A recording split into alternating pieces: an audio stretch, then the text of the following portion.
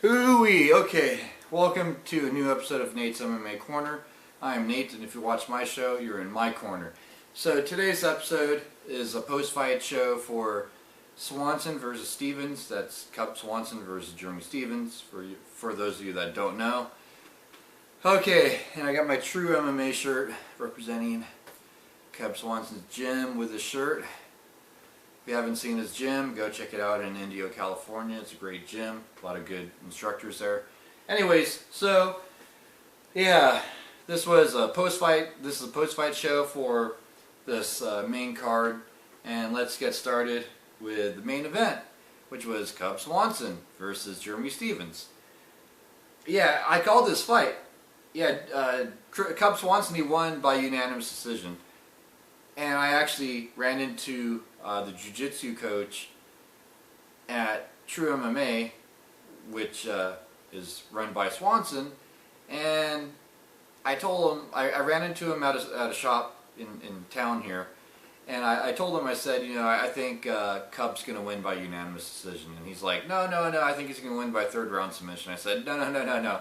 Jeremy Stevens has good ground game.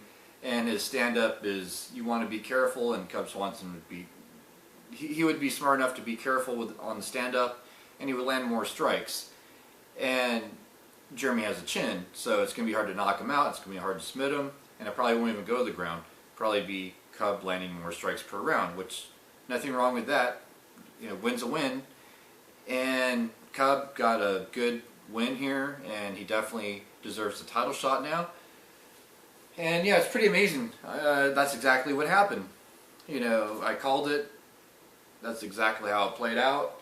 Yeah, it was 49-46, 49-46, and 48-47, which I had it 3-2. I had the last 3 rounds all Cub Swanson. The first 2, definitely one of them for Stevens, maybe one of them for Stevens as well, but definitely Cub won the match.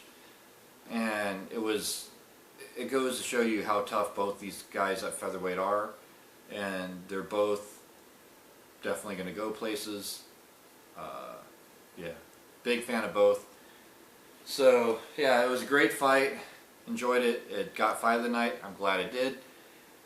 Then, so yeah, Cubs on a 6-fight win streak now, and Jeremy Stevens is 3-1 at featherweight. He's a veteran at lightweight in the UFC. I believe this is his 19th match in the UFC, and he's not even, he's in his late 20s. I mean, the guy is still pretty young, and yeah, what a great fight. So yeah, the co-main event was Kelvin Gastelum versus Nicholas Musoki, and that was a co-main event, and it was a catchweight bout because Kelvin didn't make weight. Yeah, this fight went decision unanimous, Kelvin Gastelum. And it looks like, yeah, it was 29-28 across the board for Kelvin Gastelum. I was pretty upset with this match because I wanted Musoki to win. I don't mind Gastelum, but it's just, come on, buddy, make weight. Please, come on. You know, and Musoki, I'm a big Musoki fan, so whether or not Gastelum made weight or not, I'm a fan of Gastelum too. I'm glad he won season 17 of The Ultimate Fighter, but it just, Nordic pride, man. I gotta root for these Nordic fighters, you know. And Nicholas Musoki, you know, he's Swedish, and you know, like, he's from Sweden. He's from Sweden, but yeah, man, I was like so bummed out when he lost. Oh man, but Kelvin did deserve the win. He won, yeah, 2 of the 3 rounds, rounds 2 and 3. Got dominant positions, landed good strikes. That pretty much sums up round 2 and 3. And yeah, Kelvin, you know, he's definitely a prospect at welterweight. I don't think he's going to decide to go up to middleweight.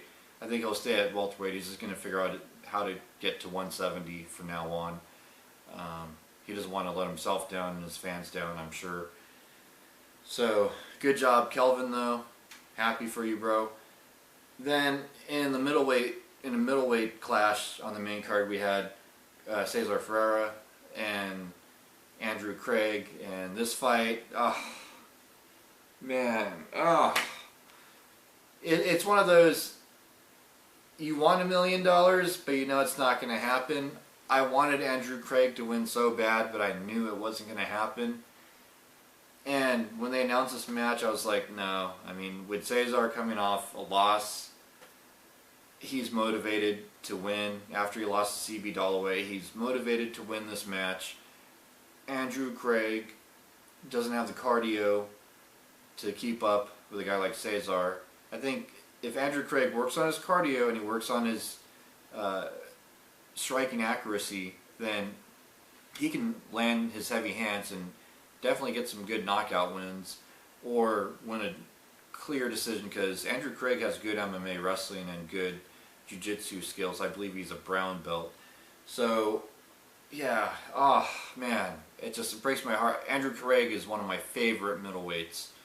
I've been following his career. You know, I'm a proud Texan. You know, got to root for Andrew Craig. You know, I would like to think he's like the Texan Chris Weidman, but you know, like not quite there skill-wise yet. But Andrew Craig, you know, he could work. If he figures it out, he can get there. Yeah, but good job for Cesar. He won by decision unanimous.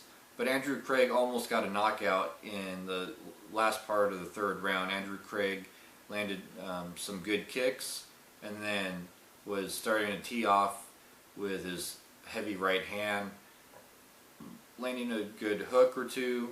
And yeah, it was just one of those things where it was Cesar's day though, because he cleanly won the first 2 rounds.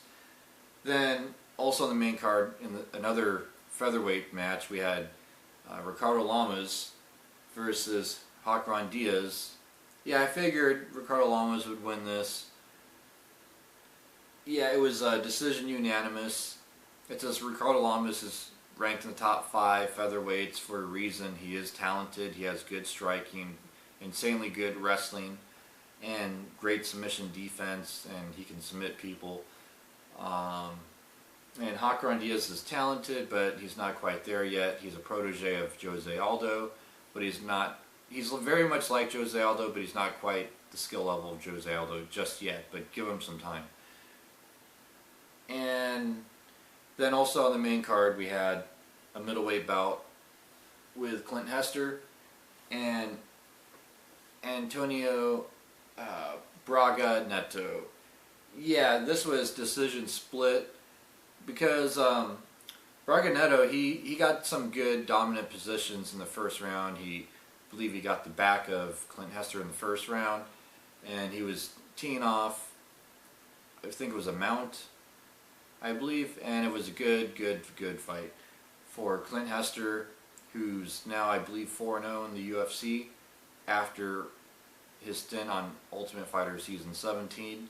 And Clint Hester, he's really worked on his ground game. I'm really impressed because he avoided getting submitted in that first round, and his submission defense held up really well.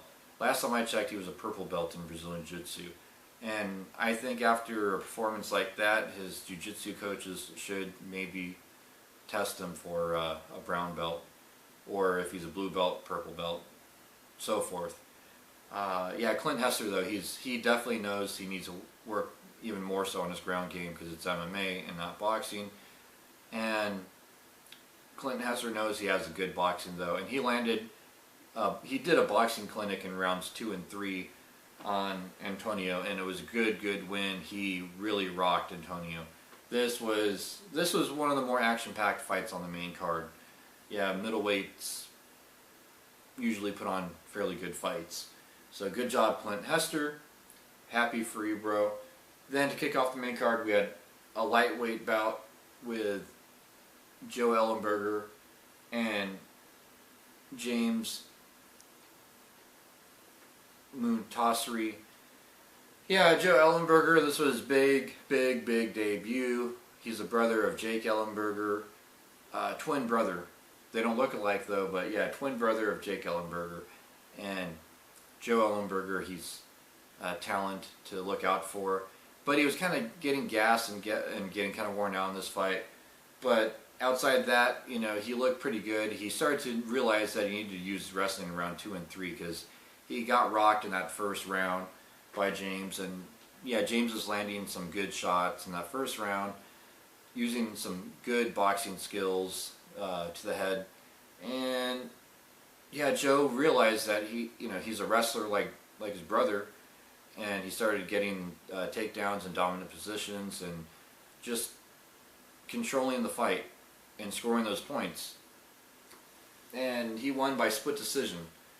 Yeah, that was a good call on the judges. Yeah, I say either split decision or 29-20 unanimous for Joe Ellenberger, so that sounds about right. And an honorable mention on the prelims is Carlos Diego Ferreira and Colton Smith. Man, I was so bummed out about this fight, Colton Smith. I'm a big Colton Smith fan. I was a big fan of season 16 of The Ultimate Fighter. I think I'm the only fan of the season 16 Ultimate Fighter because Shane Carwin and Roy Nelson were the coaches, and I wanted Team Nelson to win. And Colton Smith was on Team Nelson, and Colton Smith, he has ties to Texas and a very lovely state in Iowa, and I can't root against people from either one of those states, pretty much. And plus he served in the military, he's a army guy, and can't root against that. And yeah, it's like submission, rear naked choke. That was 38 seconds into the first round. Yeah, I was really bummed out about that one. And Carlos Diego, he really modified that choke. And yeah, it was, oh, man. See, outside the main event, this card just, I want to forget this card ever happened. Outside of the Cub Swanson match, I want to forget this card. All my guys lost except for Cub and a couple other things. And there's just too many decisions, but the Cub decision was nice. Yeah, but anyways, that wraps up the post-fight show. And stay tuned for my next episode, which will be about UFC 175, Chris Weidman versus Lyoto Machida, which I got Chris Weidman winning by knockout. Actually, you know what? I'll say submission some point in the fight, maybe third round.